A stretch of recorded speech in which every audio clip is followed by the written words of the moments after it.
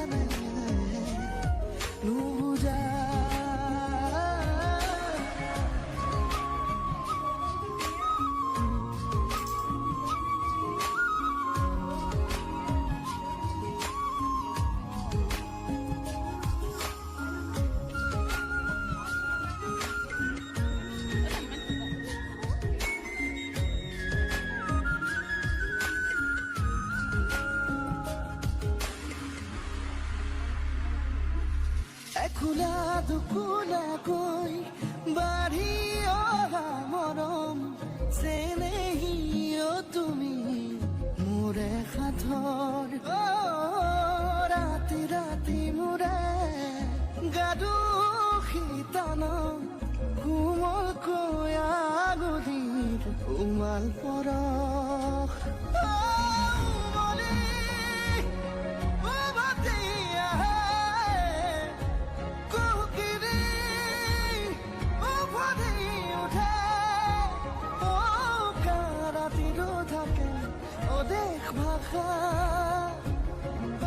তোমাক দেখি মোৰ জাগে মায়াবী আশা তোমাৰ উশাহতে যে মই বিলীন হওঁ তুমি জানানে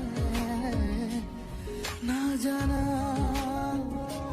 তোমাৰ সপোনতে যে মই বিলীন হওঁ তুমি বুজানে নুবুজা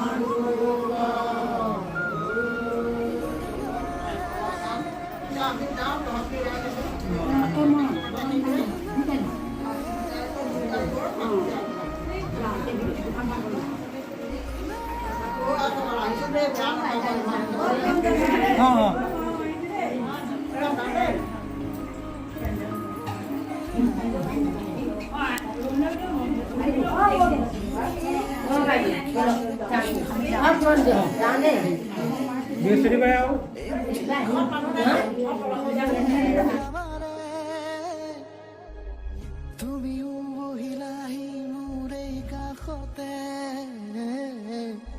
কিনো কওঁ আজি মই তোমাক নোকোৱাকে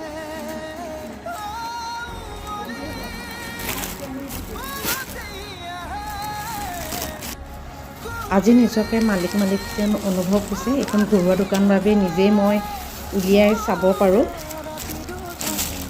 এতিয়া মই আছোঁ শিৱসাগৰ মাজমজিয়াৰ এখন কাপোৰৰ দোকানত, যিখনৰ পৰা মই বেছিভাগ কাপোৰ বিয়া বুলি কিনি থকাই হয়। আৰু আজিও মোৰ ভতিজাজনী বিয়াৰ কাৰণে আমি কাপোৰ কিনিবলৈ আহিছোঁ আৰু সেইখন দোকানতে।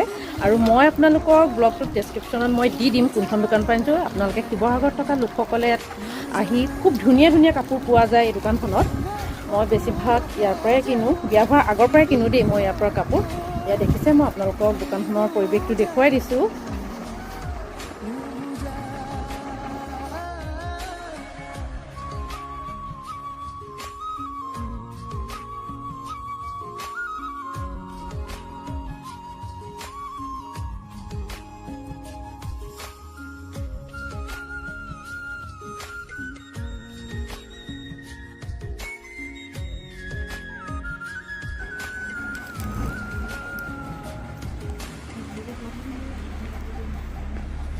খোলা দুখোলাকৈ বাঢ়ি অহা মৰম চেনেহীও তুমি মোৰে সাঁথৰ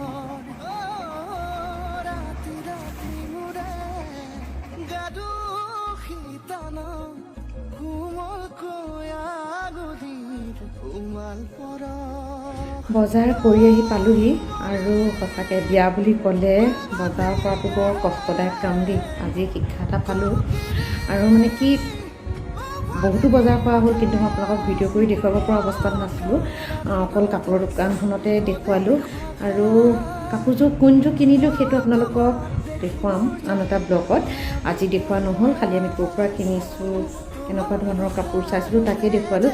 যদি আজি ভিডিঅ'টো ভাল পায় তেন্তে লাইক কমেণ্ট কৰিব বুলি আশা থাকিল।